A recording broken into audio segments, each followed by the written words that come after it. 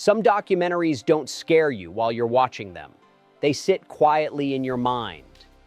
And then days later, something clicks. A detail you ignored, a line you didn't question, a moment that suddenly feels much darker than it did the first time. What makes these documentaries unsettling isn't just what they show, it's what happens after. Arrests made, lives destroyed, truths exposed way too late. At the time of their release, they felt shocking.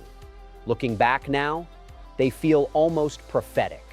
Let's talk about documentaries that didn't just disturb audiences. They changed reality itself. 10. The Jinx. At first, The Jinx feels like another slow-burn true crime story.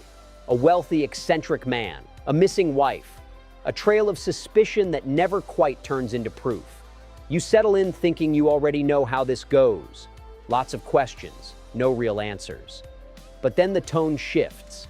The documentary centers on Robert Durst, a reclusive real estate heir who has managed to stay just out of reach of the law for decades. 3 people connected to him are dead or missing, including his wife, Kathy. And yet somehow he's free, calm, almost amused by the attention. What makes The Jinx disturbing isn't just the crimes, it's the access. The director gets Durst to talk, really talk, on camera, for hours. He denies everything, casually, almost mechanically. And for most of the series, it feels like you're watching a man who believes he's untouchable. Then comes the moment that changes everything. During what Durst thinks is a private bathroom break, his microphone is still on. And in that unguarded moment, he mutters words that sound chillingly like a confession. It's not dramatic, it's not shouted, it's quiet, almost bored. And that's what makes it terrifying. Here's the part that makes The Jinx even more unsettling after release. The day before the final episode aired, Robert Durst was arrested for murder. Suddenly, the documentary wasn't just a story about crime. It became part of the case itself. Evidence, context, a public record of a man unraveling in real time. Looking back, The Jinx feels less like a documentary and more like watching justice slowly wake up. Not because the system worked quickly, but because it worked eventually. And that delay, that's what makes it so haunting. Number 9, Gimme Shelter. Gimme Shelter starts out feeling like a celebration. Rock music at its peak, a legendary band, massive crowds, the end of the 1960s wrapped in sound, style, and swagger. And then everything falls apart. The film follows the Rolling Stones during their 1969 tour, building toward what was meant to be a historic free concert at Altamont Speedway in California. Hundreds of thousands of people show up. The vibe is chaotic but electric. It's supposed to be peace, love, and music. Instead, it becomes a nightmare. For reasons that still feel unbelievable, the concert's security is handled by members of the Hells Angels Motorcycle Club. Tensions rise fast. Alcohol, drugs, fear. And right there in front of the stage, a young man named Meredith Hunter is stabbed to death. What makes Gimme Shelter so disturbing isn't just that someone dies, it's that the cameras never stop rolling. The murder is captured on film. There's no dramatic music cue, no warning, just confusion, shouting, panic. At one point, the band itself watches the footage, stunned, trying to understand what they're seeing.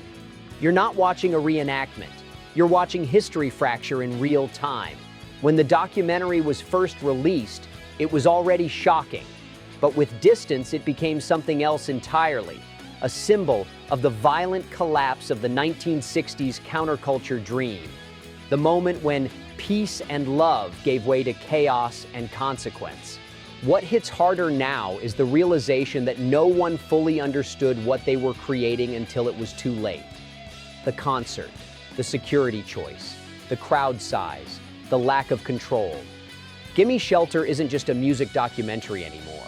It's a warning, a reminder that energy without responsibility can turn deadly, and that sometimes the most disturbing footage ever recorded wasn't meant to be evidence at all. Number 8. Blackfish. Watching. Blackfish is emotionally exhausting, not because it relies on shock, but because it forces you to see something you may have accepted your whole life without question. The documentary focuses on Tilikum, an orca whale held in captivity and used in performances at marine theme parks. On the surface, it looks like entertainment: smiling trainers, cheering crowds, carefully scripted shows. But Blackfish pulls that curtain back. Through interviews with former trainers and experts, the film exposes the psychological and physical damage caused by captivity. Orcas, highly intelligent and social animals, are confined to tanks that are a fraction of the size of their natural environment. They're separated from families, controlled through food deprivation, forced to perform. The most disturbing element is that Tilikum was involved in the deaths of 3 people. Initially, these deaths were framed as tragic accidents. Blackfish challenges that narrative, arguing that the conditions themselves created the danger, not an aggressive animal, but a broken one. After the documentary's release, the impact was immediate and undeniable. Public opinion shifted, attendance dropped, sponsorships were pulled. Eventually, SeaWorld announced it would end its orca breeding program and theatrical shows. That's what makes Blackfish more unsettling in hindsight. It wasn't just exposing abuse, it was exposing how normalized that abuse had become. Looking back now, it's hard to understand how this system existed for so long without widespread outrage. And that realization brings discomfort of its own. Blackfish doesn't just ask you to feel sad, it asks you to recognize complicity. And that's far harder to sit with. Number 7. Catfish. When Catfish was first released, it didn't feel disturbing in a traditional way. There were no murders, no crime scenes, no arrests. It felt awkward, uncomfortable, slightly creepy, and that's exactly why it worked. The documentary follows a photographer who believes he's in an online relationship with a young woman he's never met. At first, everything seems innocent: late-night messages, emotional connection, shared dreams. But slowly, inconsistencies begin to surface. Photos don't add up. Voices don't match faces. Stories collapse under basic questions. What makes Catfish unsettling is how quietly it reveals manipulation. There's no dramatic villain monologue, no big reveal designed for shock. Instead, you watch someone realize, in real time, that the person they trusted doesn't exist the way they thought. The betrayal isn't loud, it's personal. At the time, this felt like an unusual situation, an extreme case, something rare. Looking back now, that's what makes Catfish far more disturbing. It wasn't an exception, it was a warning. Online identity manipulation is now so common that the word catfish has become part of everyday language.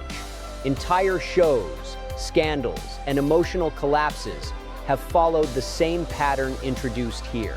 What hits hardest on rewatch is how naive everyone seems. Not because they were foolish, but because the internet itself hadn't yet shown its teeth. There were no rules, no defenses, no cultural awareness of how easily trust could be weaponized. Catfish doesn't feel like a documentary anymore. It feels like the origin story of digital deception. And the most disturbing realization? We didn't learn fast enough. Number 6. The Invisible War. Before conversations about institutional abuse became mainstream, the Invisible War was already exposing a truth many people weren't ready to hear. This documentary focuses on sexual assault within the US military, not as isolated incidents, but as a systemic failure. Survivors share their experiences openly, not just the trauma itself, but what happened after they spoke up. And that's where the real horror lies. Victims weren't protected, they were punished, ignored, or forced to continue working alongside their attackers. What makes the Invisible War deeply unsettling is its restraint. There's no sensationalism, no manipulation, just story after story that sounds eerily similar. Different locations, same outcome. When the film was nearing release, something unexpected happened. Politicians began responding before the documentary even aired publicly. Policies were discussed, reforms were proposed, pressure mounted. That alone tells you how undeniable the evidence was. Looking back now, this documentary feels even heavier because it marked the beginning of a larger reckoning. Years later, the Not Me Too movement would echo many of the same stories, proving that what this film exposed wasn't limited to one institution. What's disturbing in hindsight isn't just what happened, it's how long it took for people to listen. The invisible war doesn't shock through imagery, it shocks through repetition. Because once you realize these stories weren't rare, you can't unhear them. Number 5, the thin blue line. Some documentaries investigate crime. The thin blue line quietly rewrites justice itself. The film examines the murder of a Texas police officer and the conviction of Randall Dale Adams, a man sentenced to death for a crime he insisted he didn't commit. Through interviews and stylized reenactments, the documentary begins to expose cracks in the case, witness inconsistencies, contradictory testimony, evidence that doesn't align. What makes this film unsettling isn't the violence. It's the realization that the legal system doesn't require certainty. It requires persuasion. As the story unfolds, it becomes clear that Adams wasn't convicted because he was guilty, but because the system needed someone to blame. And once that momentum starts, reversing it becomes nearly impossible. Here's what changes everything. The documentary doesn't just raise doubts. It uncovers evidence strong enough to force action. As a result, Randall Adams was released from prison. That's what makes The Thin Blue Line more disturbing after release. It wasn't merely documenting injustice. It proved that an innocent man came dangerously close to execution because of flawed procedures, bias, and convenience. Watching it today feels different. You're not wondering if the system failed. You're watching proof that it did. The film leaves you with an uncomfortable question. How many others weren't lucky enough to have a camera pointed at their case? And once that thought settles in, this documentary never really lets go. Number 4, Paradise Lost Trilogy. From the very beginning, Paradise Lost Trilogy feels heavy, not just emotionally, morally. This isn't a story about uncertainty. It's a story about how fear, belief, and pressure can override truth. The trilogy follows the case of the West Memphis Three, three teenagers accused of brutally murdering 3 young boys in Arkansas during the early 1990s. With no physical evidence tying them to the crime, the case leaned heavily on rumors, coerced statements, and moral panic. Satanic panic, specifically. One of the boys was targeted because of how he dressed, what music he listened to, the things he said as a teenager trying to sound dark and interesting. That was enough to paint all 3 as monsters in the public eye. What makes Paradise Lost disturbing is how slowly the injustice becomes undeniable. Each installment reveals more holes in the investigation. Mishandled evidence, ignored leads, confessions that don't align with facts. And yet, the convictions stand for years. Looking back, what makes this trilogy even more unsettling is the realization that it took massive public pressure, celebrity involvement, and decades of advocacy just to undo a mistake that should never have happened. Even when the men were released, it wasn't through a full exoneration, but a legal compromise that allowed the state to save face. That detail matters, because it shows how systems resist admitting failure, even when the truth is obvious. Watching it today, Paradise Lost feels less like a documentary and more like a slow-motion warning about what happens when fear replaces evidence and belief replaces logic. The scariest part isn't the crime itself, it's how easily the wrong people can be convinced they've found the right villains. 3. The Cove. At first glance, the Cove feels like a distant environmental issue. Important, sure, but far removed. Something happening somewhere else, something abstract. That feeling disappears fast. The film exposes the hidden dolphin hunts in Taiji, Japan, where thousands of dolphins are captured or killed every year. What starts as an investigation turns visceral the moment forbidden footage appears. Images never meant to leave that place, and once you see them, they don't fade. What makes the Cove truly disturbing isn't just the violence, it's the secrecy, the surveillance, the intimidation, the sense that truth itself is treated like a threat. After release, the documentary sparked outrage, awards, and global debate. It was also criticized for cultural bias, which only made it more unsettling in hindsight, because it raises an uncomfortable question. What happens when exposing harm also creates division? Watching it now isn't just upsetting, it's uneasy, because awareness doesn't guarantee change. Sometimes exposure is only the beginning, and sometimes it isn't enough. 2. Titicut follies. There's no easing into Titicut follies, no gentle introduction, no emotional buffer. From the first moments, it confronts you with raw human neglect. Filmed inside a Massachusetts state hospital for the criminally insane, the documentary shows patients stripped of dignity, mocked, ignored, humiliated, and left untreated. There's no dramatic narration explaining how to feel. The camera simply watches. And that's what makes it unbearable. What's especially disturbing is that when the film was completed, authorities moved quickly to suppress it, not because it was inaccurate, but because it was too honest. The state banned its public release for decades, claiming it violated patient privacy. In reality, it exposed institutional abuse. For years, only medical and legal professionals were allowed to view it. The public didn't gain access until more than 2 decades later. Watching it today is a completely different experience. With modern understanding of mental health, informed consent, and patient rights, the film hits harder than ever. Scenes that might once have been dismissed as normal for the time now feel undeniably cruel. What makes Titicut Follies even more unsettling in hindsight is realizing that this wasn't an isolated incident. It was a system functioning exactly as designed. No monsters, no villains hiding in shadows, just ordinary people participating in normalized cruelty. This documentary doesn't shock through gore or crime. It shocks by showing what happens when humanity is removed from care and no one is held accountable. And once you've seen it, there's no comfortable way to look away. For 1, Jesus Camp, 200 words. Jesus Camp doesn't rely on violence, crime, or secrecy to disturb you. It unsettles you by showing belief, unfiltered, unquestioned, and placed into very young hands. The documentary follows children attending an evangelical summer camp, where they're taught that they are warriors in a spiritual battle.